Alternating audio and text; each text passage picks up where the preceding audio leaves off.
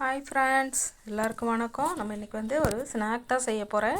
அதுக்கு பார்த்திங்கன்னா சின்ன பழமாக ஒரு 3 பழம் எடுத்திருக்கேன். அதுக்கு இது வந்து 3ஐயும் உரிச்சிட்டு அதை நம்ம மிக்ஸி ஜாரில் சின்ன சின்னதாக கட் பண்ணி போட்டுக்கலாம். பார்த்திங்கன்னா மூணு பழம் எடுத்திருக்கேன். நம்ம எவ்வளவு மாவு சேர்க்குறோமோ அதுக்கு தகுந்த மாதிரி நம்ம எடுத்துக்கலாம். இப்போ இது 3 கட் பண்ணி எடுத்துகிட்டு இதில் பார்த்திங்கன்னா ஏலக்காய், ஒரு 2 ஏலக்காய் வந்து அதோட விதையை மட்டும் போட்டுக்கலாம். பார்த்திங்கன்னா 1/4 டீஸ்பூன் அளவு, 1/2 டீஸ்பூன் அளவுக்கு ஜீரகப்பொடி போட்டிருக்கேன்.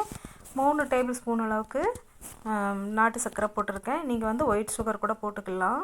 பாருங்கள், இது மிக்சியில் அடித்து நல்ல பேஸ்ட் மாதிரி அடித்து எடுத்தாச்சு. இதை வந்து நம்ம வந்து ஒரு பவுலில் ஊற்றிக்கலாம். அதை ஊற்றிட்டு அதில் பார்த்திங்கன்னா ஒரு 2 டேபிள் ஸ்பூன் அளவுக்கு ரவை போட்டுக்கலாம். அதுக்கப்புறமா ஒரு 3/4 கப் அளவுக்கு கோதுமை மாவு சேர்த்துக்கலாம். இது வந்து ஆப்ஷன் தான். இது ரவை போடுறது போடாததும் நம்ம இஷ்டம்தான். ரவை இருந்தால் போடுங்க, இல்லைன்னாலும் ஒன்றும் பிரச்சனை இல்லை. இது கூட நல்லா சாஃப்டாக தான் இருக்கும். பாருங்கள், இது மாவும் போட்டு கோதுமை மாவு போட்டிருக்கேன். இது வந்து நல்லா ஹெல்த்தியான ஒரு ஸ்நாக்ஸ் கூட. பாருங்கள், அது நல்லா மிக்ஸ் பண்ணி விட்டுக்கலாம். இது மிக்ஸ் பண்ணி விட்டு கட்டியாக இருக்குது. இதுக்கு பார்த்திங்கன்னா கொஞ்சமாக நம்ம தண்ணி சேர்த்துக்கலாம். அதுக்கு முன்னாடி 1/4 டீஸ்பூன் உப்பும் 1/4 டீஸ்பூன் வந்து சோடா உப்பு சேர்த்துருக்கேன். சேர்த்து நல்லா மிக்ஸ் பண்ணி விட்டுட்டு இதுக்கப்புறமா பார்த்திங்கன்னா கொஞ்சமாக தண்ணி சேர்த்துக்கிறேன். பார்த்திங்கன்னா ஒரு 3 டேபிள் ஸ்பூன் அளவுக்கு தண்ணி ஊற்றி கொஞ்சம் லூஸாக இருக்க மாதிரி கலந்துக்கலாம். அதை கலந்து நல்லா மிக்ஸ் பண்ணி வச்சுட்டு ஒரு 1/2 மணி நேரம் இல்லைன்னா 1 மணி நேரம் வச்சோன்னா நல்லா நம்ம சுட்டு எடுக்கும்போது வந்து பார்த்திங்கன்னா நல்லா சாஃப்டாக இருக்கும். இந்த அளவுக்கு இருக்கட்டும். ஏன்னா ரவை போட்டிருக்கிறதுனால நல்லா வந்து மாவு ஊறி மறுபடியும் கட்டியாகும். அந்த டைமில் நம்ம வந்து ஒரு டேபிள் ஸ்பூன் அளவுக்கு தண்ணி ஊற்றி மிக்ஸ் பண்ணிக்கலாம். நம்ம அது மாவோட பதம் எப்படி இருக்குன்னு பார்த்துட்டு நம்ம அந்த மாதிரி செஞ்சுக்கலாம். பாருங்கள், இப்போ வந்து நான் வந்து 1 மணி நேரம் அதை ஊற வச்சுருந்தேன். ஊறினதுக்கப்புறமா வந்து பாருங்கள், எண்ணெய் ஊற்றி சட்டியில் சூடு பண்ணிவிட்டு வந்து நான் வந்து அப்படியே போட்டு எடுத்துக்கிறேன். கரெக்டான பதமாக தான் இருக்குது. பார்த்திங்கன்னா போட்டு 2 பக்கமும் திருப்பி விட்டுக்கலாம்.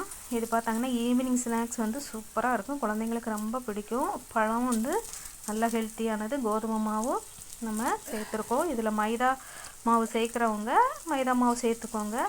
நம்ம கையில் என்ன இருக்கோ அதை வச்சு நம்ம செஞ்சுக்கலாம். ஈஸியாக சிம்பிளாக செஞ்சுக்கலாம். இது நல்ல டேஸ்ட்டாக சூப்பராக இருக்குது. நல்ல வாசனையாக இருக்குது. கண்டிப்பாக நீங்களும் ட்ரை பண்ணி பாருங்கள். செமையாக இருக்குது. பாருங்கள், இந்த மாதிரி 2 பக்கமும் நம்ம திருப்பி போட்டு எடுத்துக்கலாம். நல்ல கலராக இருக்குது பாருங்கள். இதே நம்ம வந்து ஒயிட் சுகர் போட்டோன்னா கலர் வந்து கொஞ்சம் லைட் கலராக இருக்கும். இது நம்ம ப்ரௌன் சுகர் போட்டிருக்கனால கொஞ்சம் டார்க் கலராக இருக்கும்.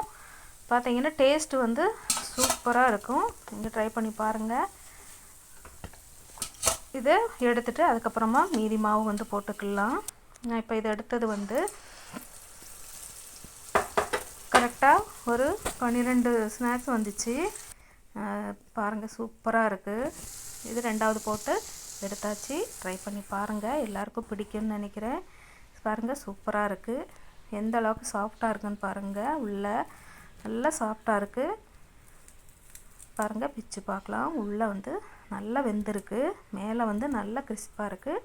நீங்களும் ட்ரை பண்ணி பாருங்கள். சூப்பராக இருக்குது. நன்றி, வணக்கம்.